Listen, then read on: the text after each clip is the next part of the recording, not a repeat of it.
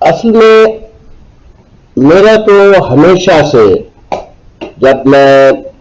University میں lecturer کے طور پر آیا تھا اور پھر میں مختلف پوزیشنز میں بھی رہا، اور میں اپنی دانش میں بہت زیادہ بولتا بھی رہا، لکھتا بھی رہا، اور کچھ لوگوں کے مد مقابل آ کے اونچی آواز میں بھی بولتا رہا، اور میرے اچھی طرح سے جو رفقا ہیں اور جو میرے شاگرد ہیں وہ اس بات کی گواہی بھی دیتے ہیں کہ میں نے اکثر ایسے حکم ناموں کو بھی نہیں مانا کہ فلاں نصاب میں نہیں ہو سکتا، یا فلاں کتاب شامل نہیں ہو سکتی، یا فلاں شے پر اس طرح کی رائے دینا ضروری ہے۔ اسی طرح میں نے ہمیشہ اپنے شاگردوں سے بھی کہا کہ ادب کی دنیا میں یاد رکھیں کہ وہ نقطہ نظر مت اپنائیں جو چاہے میرا بھی ہو، کوشش کریں کہ میرے مد مقابل بھی ایک استدلال دیں اور سچ کی تلاش میں جائیں۔ کوئی کتاب ہے، کوئی مصنف ہے، کوئی تحریک ہے، ہماری بیشتر کتابوں میں ان کے بارے میں جانبدارانہ رائے موجود ہے، اور اس میں کوئی تخصیص نہیں ہے آج کی۔ ماضی میں بھی بزرگوں کی آویزشیں تھیں، چپکلشیں تھیں، شہروں کے حساب سے، استادوں کے حساب سے، تو آج بھی رہی ہے، مگر ادبیات کے اچھے طالب علم وہ ہیں جو اس سچ کو وہ تلاش کریں، اس کے اظہار کے راستے تلاش کریں اور دلائل وہ دینے کی کوشش کریں، اور یہ پرواہ مت کریں کہ ان کا استاد یا ان کا صدر شعبہ یا ان کا ڈین یا ان کا وائس چانسلر، حتیٰ کہ ان کے مملکت کے بہت سارے اختیارات رکھنے والے کیا کہہ رہے ہیں یا کس طرح کے حکم نامے سنا رہے ہیں۔ یہ میں بار بار حوالہ نہیں دینا چاہتا کہ ہماری یونیورسٹیوں میں فیض تو منع کیا گیا، منٹو تو منع کیا گیا ایک خاص دور میں، حتیٰ کہ اقبال کے کلام پر بھی تھا کہ فلاں فلاں نظمیں اس میں نہیں ہونی چاہیے، اور پریم چند بھی اور بیگی بھی۔ لیکن جہاں کہیں میں رہا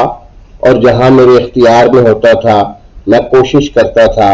کہ اپنے بچوں کو وہ سارا ادب جو بتایا جا رہا ہے کہ اس کو پڑھانا بڑا خطرناک ہے، ان بچوں کو آمادہ کیا جائے، ترغیب دی جائے کہ وہ پڑھیں۔ باقی اپنا نقطہ نظر ہے وہ اس کا اظہار کرے، اس میں قطعاً یہ نہیں کہ میں اگر ایک تحریک کو پسند کرتا ہوں تو وہ بھی لامحالہ اس تحریک کو پسند کرے۔ اس سب کے باوجود، اپنی سچائی کی حفاظت کرنے کے باوجود، اپنے نقطہ نظر کی حفاظت کرنے کے باوجود اور بآواز بلند بولنے کے باوجود، میں جب اپنی عمر کے اس حصے پر نگاہ ڈالتا ہوں تو مجھے خیال آتا ہے کہ اپنی دانش میں تو میں نے سچ کی حفاظت کی تھی، لیکن 3% سچ کہیں نہ کہیں مجھ سے ضائع ہوا ہوگا، کمپرومائز ہوا ہوگا۔ کچھ چیزیں جن کو میں یہ کہہ رہا تھا کہ یہ تاریخی بصیرت کا نتیجہ ہے، سیاسی بصیرت کا نتیجہ ہے، ممکن ہے میرے رد عمل نے یا میری محرومی نے ان کرداروں کو یا ان شاعروں کو بہت زیادہ ان کی بعض نجی کمزوریوں پر پردے ڈال دیے ہیں، یا ان کی بعض نظموں کو خوبصورت بنا دیا ہو ایک خاص گھٹن کے زمانے میں۔ لیکن اس وجہ سے جب میں اپنے مضامین کا مجموعہ مرتب کر رہا تھا اور بہت سارے ناموں کے بارے میں سوچ رہا تھا تو مجھے خیال آیا کہ کیوں نہ عمر بھر جو تنقید اور تحقیق کے نام پر میں نے کام کیا، میں اس مجموعے کا نام 97% سچ رکھوں۔ میرے نزدیک یہ 100% تھا، لیکن 3% ادھر ادھر کہیں ہوا ہوگا یار، وہ مطلب ہم کیسے کہہ سکتے ہیں کہ وہ جو تاریخ کے بارے میں میری معلومات تھیں یا سیاست کے بارے میں تھیں یا ایک سچ کے بارے میں تھیں یا ماضی کے کسی حکمران کے بارے میں تھیں یا ان کی کسی نوٹیفکیشن کا جو میرا رد عمل تھا، وہ 100% सच पर मबनी था। तो इस गुंजाइश को मैंने बरकरार रखा और ये कहा कि बल्कि अपने एक बहुत अजीज शागिर्द डॉक्टर नासिर अब्बास नैयर से कहा कि अगर हो सके तो इन मज़ामीन का तारुफ आप लिखो, क्योंकि आपसे बेहतर कोई नहीं बता सकता कि वो 3% सच कहाँ गया, हमारे अहद का सच वो कहाँ गया। तो अब मैं जब ये सब बातें कर रहा था तो मेरा बेटा अहमद तिमसाल, जो नस्ट में आईटी का तालिब इल्म रहा है, उसने ग्रेजुएशन आईटी में की, तो उसने कहा कि ये जो आप जज्बाती होकर फेसबुक पर लिखते रहते हैं कई कई देर का, कई कई घंटे, तो उसको कितने लोग देखते हैं, तो क्यों नहीं करते कि एक वीलॉग आपका बना दिया जाए और आप हर हफ्ते बजाय हम सब पर भड़ास निकालने के आप कुछ अपने हकीकी और कुछ फर्जी सामीन पेश नज़र रख लें, शागिर्द पेश नज़र रख लें, तो उनके साथ हम कलाम हो जाया करें मुख्तलिफ मौज़ूआत पर और मुख्तलिफ किताबों पर, मुख्तलिफ शख्सियतों पर। तो मैंने उससे कहा कि ठीक है, इसको हम कोशिश करके देखते हैं कि इसमें टेक्नोलॉजी के कुछ मसाइल ज़रूर रहते हैं और इसमें, लेकिन ये कि हम इसको एक ज़रिया बनाते हैं हम कलामी का, कि ये वो चीज़ें हैं कि लोगों तक हम पहुँचाएँ किसी दावे के बगैर,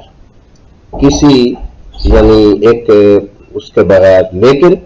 ये ज़रूर हम कहना चाहते हैं कि हमने अदबियात की दुनिया में हमेशा कोशिश की अपनी तदरीस में, अपने क्लास में, कि हम दियानत फ़िक्र का लफ्ज़ जो इस्तेमाल होता है उसको पेश नज़र रखें। हमारे कोई कमज़ोर हो सकता है इस्तदलाल, कोई नतीजा भी ऐसा हो सकता है, लेकिन जो भी हमने अपने ज़माने में या अपने वक्त में किसी शय के बारे में लिखा, कोशिश की कि उसके तमाम माखज़ात को तलाश किया जाए और तलाश करके अगर एक से ज़ायद नुक्ता हाय नज़र के तहत कुछ लिखा गया तो उसका भी मुताला किया जाए और उनके दलाइल को भी देखा जाए और फिर अपनी राय इस तरीके से दी जाए कि हम किसी पर मुसल्लत ना करें, उस पर छोड़ें कि उसको हक हासिल है कि वो